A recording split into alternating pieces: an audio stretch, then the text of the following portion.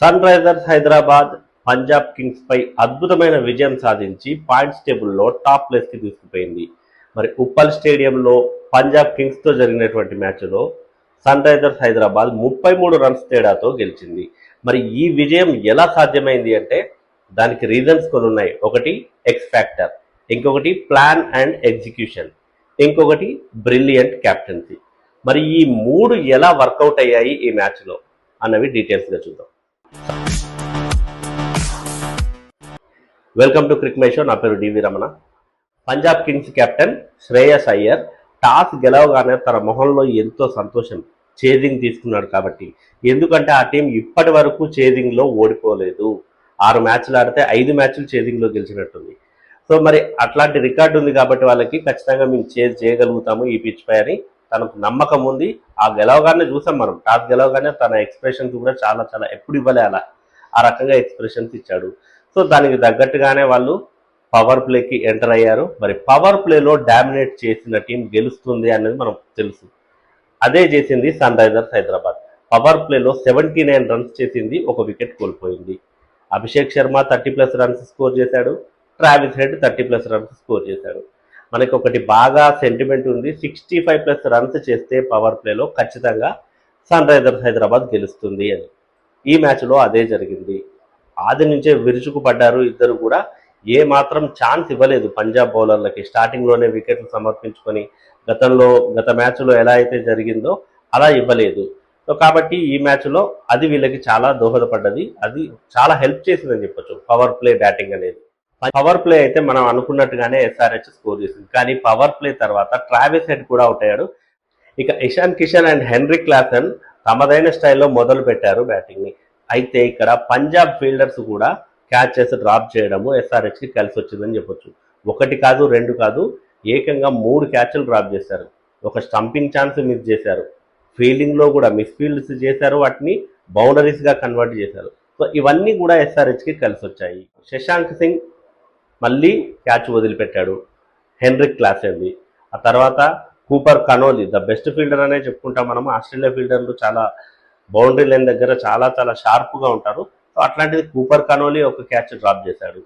And Prabhsimran Singh stumping chance miss చేశాడు. ఇవన్నీ కూడా పాపం యుజ్వేంద్ర చహల్ బౌలింగ్లోనే జరిగాయి, లేదంటే డిఫరెంట్గా ఉండేది సీన్. ఆ తర్వాత ఇక ఇషాన్ కిషన్ పోరాడితే పోయేదేమీ లేదన్నట్టుగా ఆల్రెడీ లైఫ్లో వచ్చాయి తనకి. 55 రన్స్ స్కోర్ చేశాడు ఇషాన్ కిషన్. సిక్సర్లు బాదాడు, తనదైన స్టైల్లో 4 సిక్సర్లు బాదాడు. మరో ఎండ్లో హెన్రిక్ క్లాసన్ అయితే కన్సిస్టెన్సీ మెయింటైన్ చేస్తూ తను కూడా హాఫ్ సెంచరీ పూర్తి చేసుకున్నాడు. ఇంకోటి మనం ఎక్స్పెక్టర్ అని చెప్పుకున్నాం కదా, నితీష్ కుమార్ రెడ్డి 13 బాల్స్లోనే 29 రన్స్ చేసి అయితే అదరగొట్టాడు. మెరుపు ఇన్నింగ్స్ ఆడాడని చెప్పొచ్చు. ఎందుకంటే ఒక దశలో కొంచెం పుల్ బ్యాక్ చేసినట్టుగా కనిపించారు పంజాబ్ కింగ్స్ బౌలర్లు. మరి ఇంత భారీ స్కోర్ వస్తుందా రాదా అన్న డౌట్ కూడా ఉంది. సో ఆ టైంలో అయితే నితీష్ కుమార్ రెడ్డి అద్భుతంగా ఆడాడు. దీంతో 235 రన్స్ చేయగలిగింది. వీళ్ళిద్దరి మధ్య మరో హాఫ్ సెంచరీ పార్ట్నర్షిప్ కూడా నమోదైంది, Heinrich Klaasen and Nitish Kumar Reddy మధ్య. సో ఈ సీజన్లో వీళ్ళకి ఇది 5వ పార్ట్నర్షిప్ అనుకుంటాను, నాకు తెలిసి 4వ 5వ హాఫ్ సెంచరీ పార్ట్నర్షిప్. సో ఆ రకంగా అయితే ఎస్ఆర్హెచ్ ఇన్నింగ్స్ 235 రన్స్ వద్ద ముగిసింది. మరి 236 టార్గెట్ పెద్ద టార్గెట్ ఏమీ కాదు పీబీకేఎస్ ఉన్నటువంటి ఫామ్లో.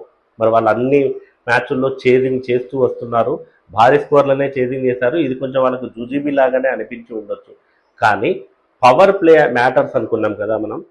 పవర్ ప్లేలోనే మ్యాచ్ తేలిపోయింది. 57 రన్స్కి 3 వికెట్స్ కోల్పోయింది పంజాబ్ కింగ్స్. మరి పంజాబ్ కింగ్స్ ఫీల్డర్లు ఏవైతే తప్పిదాలు చేశారో ఆ తప్పిదాలు ఎస్ఆర్హెచ్ ఫీల్డర్లు చేయలేదు. ఎస్పెషల్లీ ఫస్ట్ ఓవర్లోనే ప్యాట్ కమిన్స్ ఫస్ట్ ఓవర్ చివరి బాల్కి ప్రియాంష్ ఆర్యాని అవుట్ చేశాడు. ఇది బాగా ప్లాన్ చేసి మరి అవుట్ చేశాడు. సో తనకి ఒక మంచి షార్ప్ బౌన్సర్ వేశాడు. సో అతను దాన్ని భారీ షాట్కి ప్రయత్నించి ఇషాన్ మలింగా అద్భుతమైన క్యాచ్ పట్టడంతో అవుట్ అయ్యాడు. సో ఆ తర్వాత over Pat Cummins Nitish Kumar రెడ్డికి ఇచ్చాడు. మరి న్యూ బాల్ బౌలర్ మనకి ప్రఫుల్ హింగెన్ తీసుకుంటారా ఇంపాక్ట్ సబ్గా అనుకున్నాము, కానీ తను ఆ డెసిషన్ తీసుకోలేదు. నితీష్ కుమార్ రెడ్డిని ఆల్రెడీ ఒక మ్యాచ్ మిస్ అయ్యాడు, అయినప్పటికీ కూడా కెప్టెన్ తనపై నమ్మకం ఉంచుకొని నితీష్ కుమార్ రెడ్డికి బౌలింగ్ ఇచ్చాడు. మరి నితీష్ కుమార్ రెడ్డి అయితే ఈ సీజన్లో ఫస్ట్ బాల్కి వికెట్ అందించడం ఒక హాబీగా పెట్టుకున్నాడు. వేసిన ఫస్ట్ బాల్కే ప్రభ్సిమ్రన్ సింగ్ని అవుట్ చేశాడు. సో దీంతో సగం పంజాబ్ కింగ్స్ డల్ అయిపోయింది వాళ్ళ బ్యాటింగ్ లైనప్, ఎందుకంటే ఓపెనర్సే వాళ్ళకి కీ ఫ్యాక్టర్ అని చెప్పుకున్నాం మనం. కాబట్టి వాళ్ళు ప్రభ్సిమ్రన్ సింగ్ కూడా అవుట్ అయ్యాడు. ఇక ఆ తర్వాత కూపర్ కనోలి అండ్ శ్రేయస్ అయ్యర్ ఈ ఇద్దరు కూడా ఇన్నింగ్స్ని చక్కదిద్దే ప్రయత్నం చేశారు. కానీ ఈ దశలోనే ఇషాన్ మలింగ అద్భుతం చేసి చూపించాడు, శ్రేయస్ అయ్యర్ని అవుట్ చేశాడు. మరి శ్రేయస్ అయ్యర్ క్యాచ్ పట్టింది ప్యాట్ కమిన్సే, అండ్ ప్రభ్సిమ్రన్ క్యాచ్ తీసుకుంది కూడా ప్యాట్ కమిన్సే. ఈ రెండు కూడా అద్భుతమైన క్యాచ్లు. సో ఫస్ట్ 3 క్యాచ్లు అక్కడ వాళ్ళు డ్రాప్ చేసింది కూడా ఫస్ట్ 3 క్యాచ్లు పంజాబ్ కింగ్స్. ఇది చాలా చాలా ఇంపార్టెంట్. ఆ తర్వాత నెక్స్ట్ స్టంపింగ్. మరి ఇక్కడ విచిత్రం చూడండి, ఇషాన్ కిషన్ బ్యాటింగ్ చేస్తున్నప్పుడు ప్రభ్సిమ్రన్ సింగ్ తనని స్టంపింగ్ ఛాన్స్ మిస్ చేశాడు చాహల్ బౌలింగ్లో. కానీ ఇక్కడ మార్కస్ స్టోయినిస్ విషయంలో మాత్రము అది జరగలేదు. మార్కస్ స్టోయినిస్ని వికెట్ కీపర్ అద్భుతమైన క్యాచ్ పట్టాడు ఇషాన్ కిషన్. దాంతో స్టోయినిస్ అవుట్ అయ్యాడు, శివాంగ్ కుమార్కి వికెట్ ఇచ్చి వెళ్ళాడు.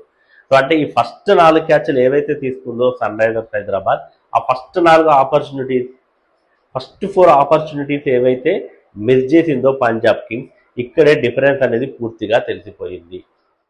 ఇక ఆ తర్వాత రెగ్యులర్ ఇంటర్వెల్స్లో వికెట్లు తీశారు. మరో ఎండ్లో కూపర్ కనోలి అయితే అద్భుతమైన బ్యాటింగ్ చేశాడు, తను సెంచరీ పూర్తి చేశాడు. సో తన కెరియర్లోనే, ఐపీఎల్ కెరియర్లోనే ఫస్ట్ సెంచరీ నమోదు చేసుకున్నాడు కూపర్ కనోలి. సో తనని ఒక ఎండ్లో అలా ఆడనిచ్చారు, మిగతా వికెట్లు తీస్తూ వచ్చారు. సో చివరికి రన్ రేట్ కూడా భారీగా పెరగడంతో వాళ్ళు చేసేది ఏం లేక వికెట్లు అయితే సమర్పించుకున్నారు. కానీ కెప్టెన్సీ, బ్రిలియంట్ కెప్టెన్సీ అని చెప్పాం కదా, అది మరోసారి ఎట్లా ప్రూవ్ అయింది అంటే సూర్యాంశ్ షెడ్గే అండ్ కూపర్ కనోలి మధ్య ఒక మంచి పార్ట్నర్షిప్ బిల్డ్ అవుతుంది. మరి ఆ టైంలో ఖచ్చితంగా వికెట్ కావాలి, ఎందుకంటే సూర్యాంశ్ షెడ్గే లాస్ట్ మ్యాచ్లో అద్భుతంగా ఆడాడు, మనం చూసాము. మరి ఆ వికెట్ తీయాల్సిన బాధ్యత ఎవరు తీసుకున్నారు? మళ్ళీ కెప్టెన్ తనే స్వయంగా రంగంలోకి దిగాడు. 12th ఓవర్ అనుకుంటా, తనే స్వయంగా రంగంలోకి దిగి సూర్యాంశ్ షెడ్గేని అవుట్ చేశాడు. ఆ వికెట్ తీయడంతో అయితే మ్యాచ్ ఇంకా ఎస్ఆర్హెచ్ వైపుకు పూర్తిగా వచ్చేసిందనే చెప్పొచ్చు. ఎందుకంటే ఒకవేళ కూపర్ కనోలి అద్భుతంగా ఆడినప్పటికీ కూడా అప్హిల్ టాస్క్ ఉందనే చెప్పొచ్చు వాళ్ళకి. కాబట్టి ఇంకా మ్యాచ్ అయితే ఎస్ఆర్హెచ్ చేతిలోకి వచ్చింది. సో ఫార్మాలిటీస్ని ఫినిష్ చేశారు. లాస్ట్లో మార్కో యాన్సన్ అండ్ కూపర్ కనోలి కలిసి బౌండరీలు బాదుదామని చూసినా కూడా మిడిల్ ఓవర్స్ నుంచే కూడా బాగా కంట్రోల్ చేస్తూ వచ్చారు. ఎస్పెషల్లీ నితీష్ కుమార్ రెడ్డి అండ్ ఇషాన్ మలింగ, సాకిబ్ హుసేన్ కూడా ఒక వికెట్ దక్కింది. కాకపోతే ఈ మ్యాచ్లో కొంచెం ఎక్స్పెన్సివ్గా ప్రూవ్ అయ్యాడు తను. అయినప్పటికీ కూడా తనైతే మంచి బాల్సే వేశాడు, తనదైన ఆ వేరియేషన్స్ చూపించాడు. డెఫినెట్గా ఇదైతే కంప్లీట్ టీమ్ ఎఫర్ట్ లాగా కనిపించింది. ప్యాట్ కమిన్స్ 2 వికెట్లు, శివాంగ్ కుమార్ 2 వికెట్లు, ఆ తర్వాత మిగతా బౌలర్లు ఇషాన్ మలింగ, నితీష్ కుమార్ రెడ్డి, సాకిబ్ హుసేన్ తలా ఒక వికెట్ తీసుకున్నారు. ఈ ముగ్గురు కూడా మొత్తానికైతే 33 రన్స్ తేడాతో గెలిచింది. 202 పరుగులకే రెస్ట్రిక్ట్ చేశారు పంజాబ్ కింగ్స్ని ఎస్ఆర్హెచ్ బౌలర్లు. మొత్తానికి ఈ మ్యాచ్లో 2 క్యాచ్లు తీసుకొని 2 అద్భుతమైన బ్రేక్స్ అందించినటువంటి కెప్టెన్ ప్యాట్ కమిన్స్కి అయితే player of the match award దక్కింది. ఇక సన్ రైజర్స్ హైదరాబాద్ తమ నెక్స్ట్ ఆడబోయే 3 మ్యాచ్లు, ఒకటి గుజరాత్ టైటన్స్తో, మరొకటి చెన్నై సూపర్ కింగ్స్తో, ఇక ఆ తర్వాత ఉప్పల్లోనే ఆడుతుంది ఆర్సీబీతో. ఫస్ట్ 2 మ్యాచ్లు ఏమో జీటీతో, సిఎస్కేతో వాళ్ళ ప్లేసెస్కి వెళ్ళి ఆడాలి, అవే మ్యాచ్లు ఆ 2. చివరి మ్యాచ్ అయితే ఆర్సీబీతో ఆడాల్సి ఉంటుంది. ప్రస్తుతానికి 14 పాయింట్స్తో టాప్లో ఉన్నటువంటి సన్ రైజర్స్ హైదరాబాద్ మిగతా 3 మ్యాచ్ల్లో 2 గెలిచినా సరే టాప్ 2 పొజిషన్లో ఉండే ఛాన్స్ ఉంది. మరి సన్ రైజర్స్ హైదరాబాద్ టాప్ 1లో ఉంటుందా, టాప్ 2లో నిలుస్తుంది అనుకుంటున్నారు? కామెంట్ చేయండి.